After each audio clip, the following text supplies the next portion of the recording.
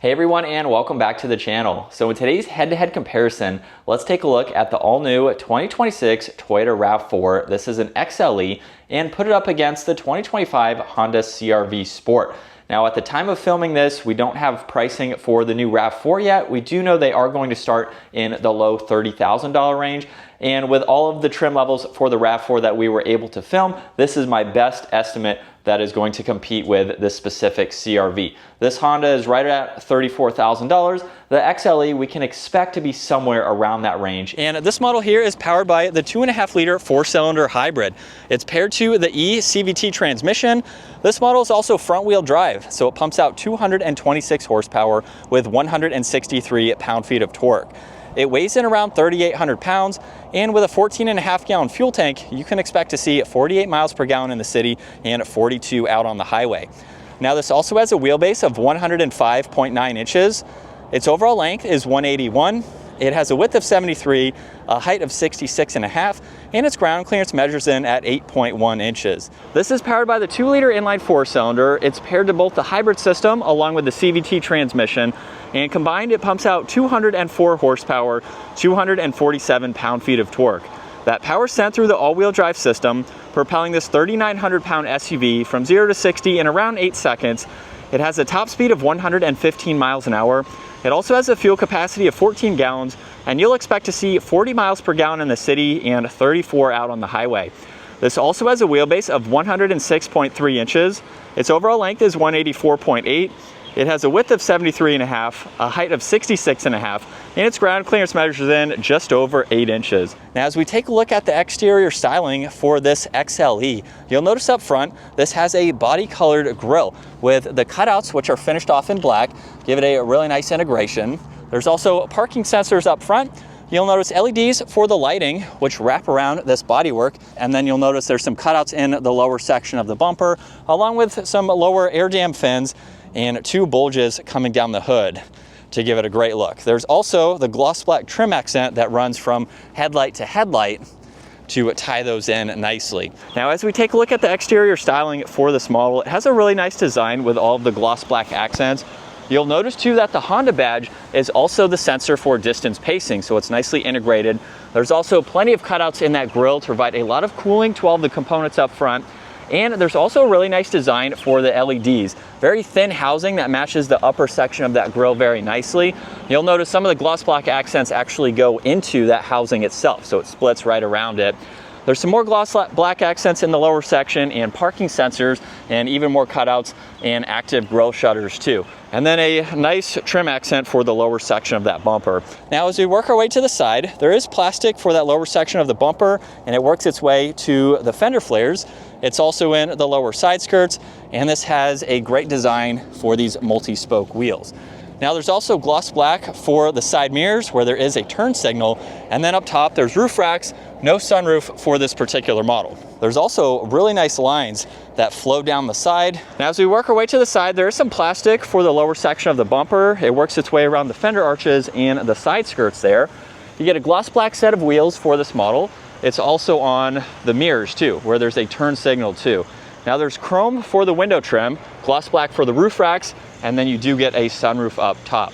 There's very nice lines that run down the side too, very crisp line just above the door handles, and then a few in the lower section, and of course the fender arches there. And then this neat trim accent that goes from the cargo window all the way up and wraps around where the integrated spoiler is. So there's the third brake light up top and the wiper blade down below. Now this does have LEDs for the lighting in back. There's also the backup camera, all the parking sensors.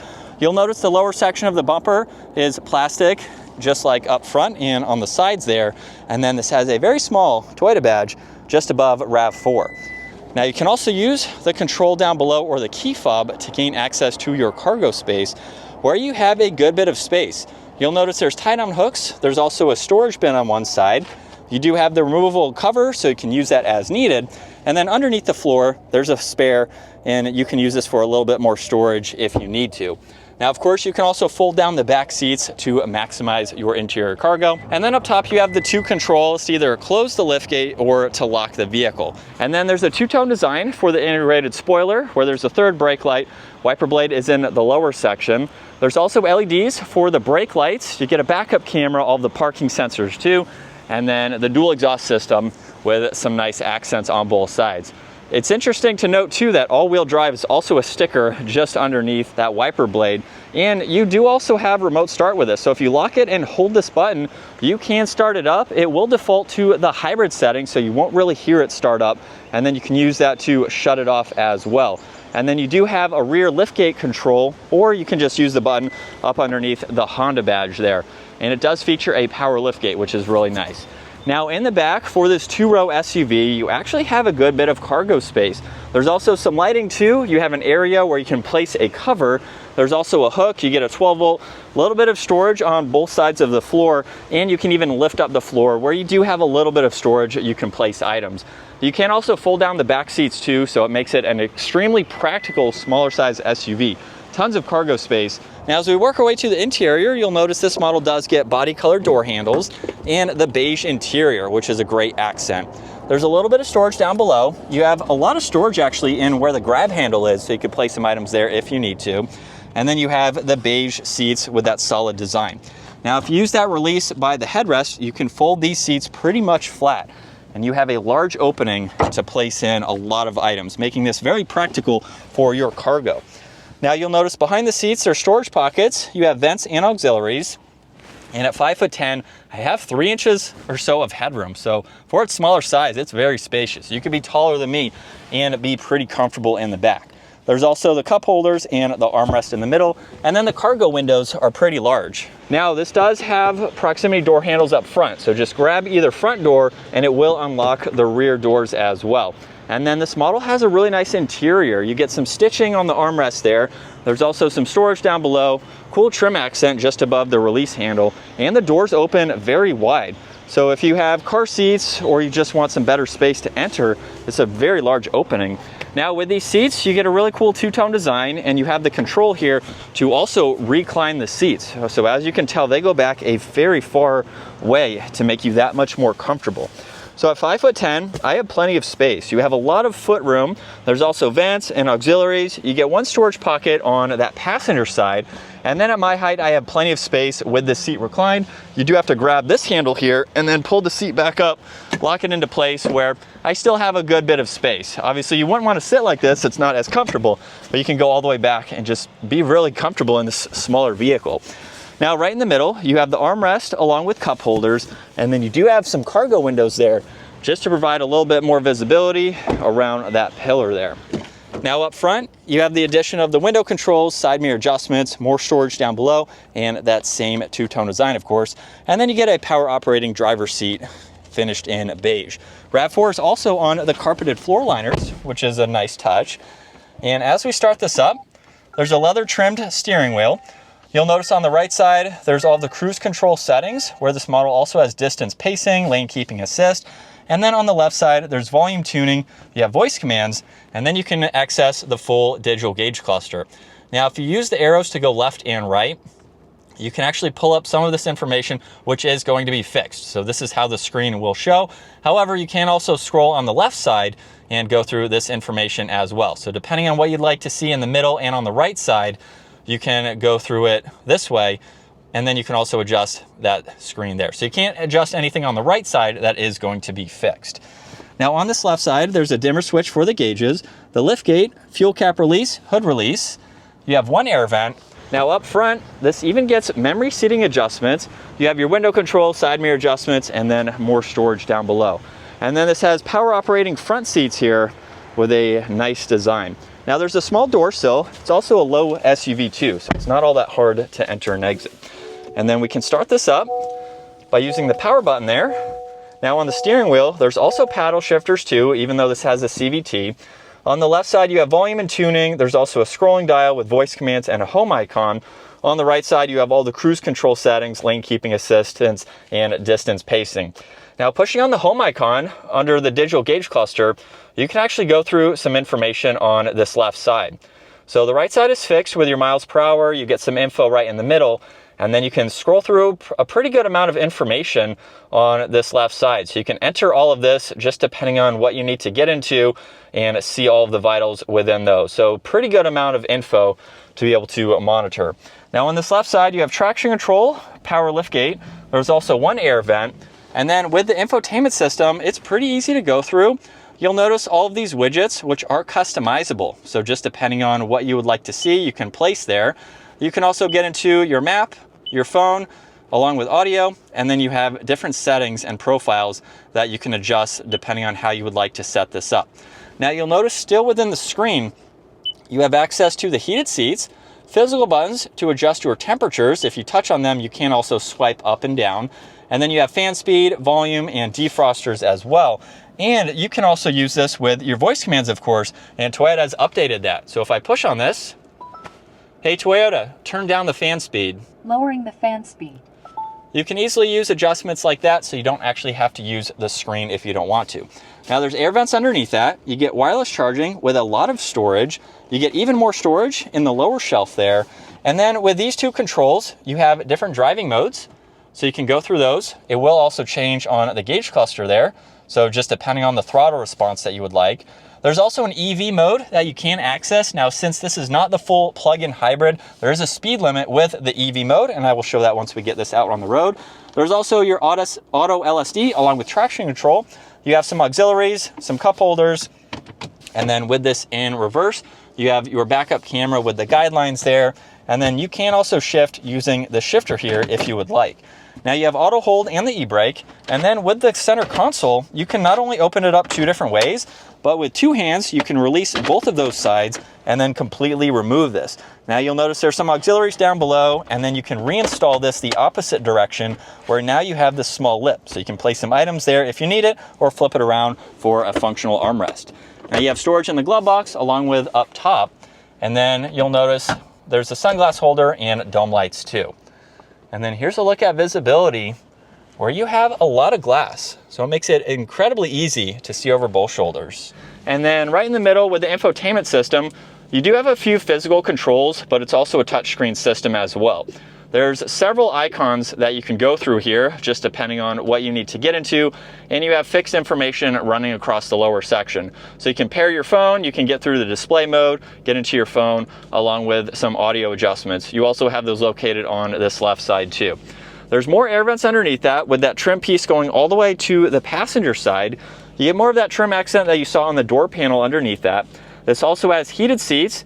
You have the fan speed, temperature for driver and passenger, where you like the air to go, some other AC adjustments. You get a lot of auxiliaries along with wireless charging and plenty of storage. And then when we put this into reverse, you have the backup camera with a few different angles. So you can go through these depending on what you need to see, and you can even get to a full screen view as well. Now this also has drive and a B mode. This is for regenerative braking. I will talk about that once we get this out on the road. Now there's also a few different driving modes. So you'll notice those on the left side of the gauge cluster. So you can go through those depending on the throttle response you would like and the terrain that you are on. There's also a downhill assist. If you happen to take this off the pavement, you have the e-brake, brake hold.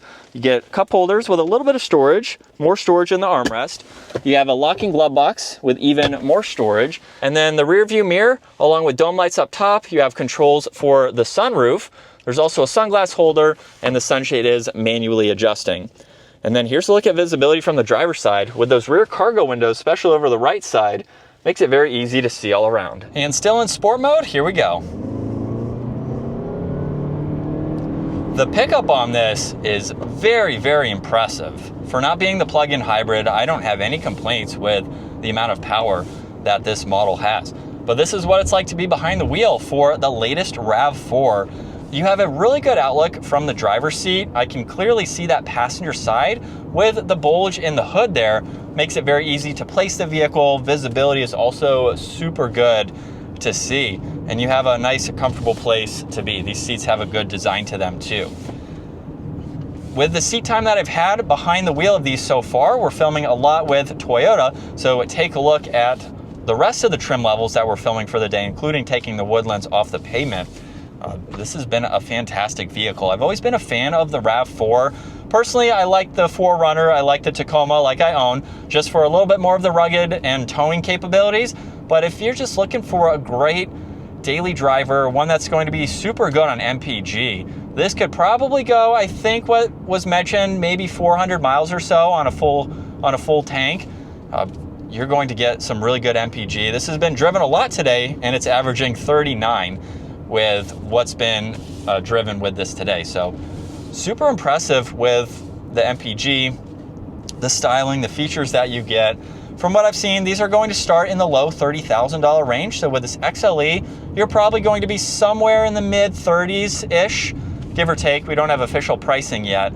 So for a brand new vehicle with the tech features that are available, it's definitely a great way to go. And we are still in sport mode. Here we go. And mild acceleration, we're up to speed. So not even quarter throttle. And this can get up and move. Not quick again, but I think it has an adequate amount of power. But this is what it's like to be behind the wheel for the Honda CRV. You have a really nice outlook over the hood as well. You don't sit too low in this. It is a low SUV, but you still have a good seating position for this. If you're not looking to be in a sedan, you want something a little bit higher up, of course. Definitely going to give you that feeling. Seats are very comfortable as well. You also have several different trim levels for this model, depending on your budget, what you're looking for. You can go non-hybrid, hybrid. You have several options just depending on what suits you best. So for this very popular SUV, it's popular for a reason. It's pretty simple, but would make for a great daily driver, something to be comfortable going from point A to point B. And for its price, when you compare it to some other luxury brands that are going to have a lot more tech features, they're going to cost significantly more. This seems to be pretty nice for the pricing and what you get. And like I mentioned earlier, this is a city vehicle, so let's see what its turning radius is like, where we can easily make this U-turn here. So coming back to our final thoughts now between the new RAV4 and the CRV. These are two really competitive vehicles, especially in the smaller SUV segment. And I'm a huge Toyota fan. My wife has owned a few CRVs in the past, so I'm kind of torn between both of these. However, I will say I do like the larger screen in the RAV4. I do own a Toyota Tacoma myself with a large screen like that, and I'm just used to that sizing and going through that information. However, you can't go wrong with the Honda either. Both of these models are going to be super reliable, so it really just depends on the exterior styling that you like. The RAV4 is going to be a little bit more boxy, a little bit more squared off than the CRV, but you have two really good options with similar tech features. So again, just depends on the exterior styling, the tech features. They're both going to drive very similar as well. I've had a lot of seat time behind both of them, so you can't go wrong. Honestly, I'd probably go RAV4. I know my wife would go CRV since she really enjoys those vehicles. She had one for over 100,000 miles and it was very reliable. Toyota is going to be very reliable as well. And with both of these hybrids, you just have a really spacious, smaller size SUV that's great for daily driving. So comment down below, let me know, would you rather go Toyota or Honda on this one? And if you enjoyed today's video, give it a huge thumbs up and consider smashing that subscribe button so you can stay up to date with our daily uploads. I'll see you all in the next video.